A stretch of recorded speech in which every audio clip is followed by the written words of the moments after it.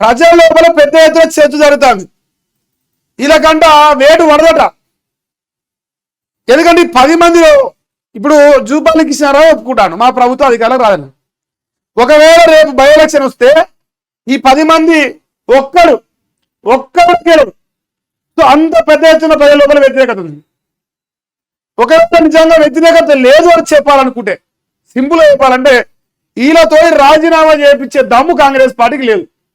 ఉంటే నిరూపించుకోరు అంటున్నా. సుప్రీంకోర్టు వేటు వేసిందాక వెయిట్ చేయకుండా దమ్ముంటే మీరు నిర్ణయం తీసుకోవాలి స్పీకర్ గారు అయినా సరే. ఎందుకంటే వీళ్ళ ముఖం పెట్టి గెలవాలంటే రైతు బంధు అడుగుతారు, రుణమాఫీ అడుగుతారు, పెన్షన్ అడుగుతారు, ఉద్యోగాలు అడుగుతారు, నీళ్ళు అడుగుతారు, కరెంట్ అడుగుతారు, అన్ని అడుగుతారు. ఏది అడిగినా చిప్ప తప్ప ఏది గది లేదు మన కాడ. అసలు దుర్మార్గమైన రాజ్యం మనది. కాబట్టి రేవంత్ రెడ్డి గారికి ధైర్యం నేను మనస్ఫూర్తి నేనైతే అనుకుంటాను. మరి మీరేమనుకుంటారో మీరు చెప్పు.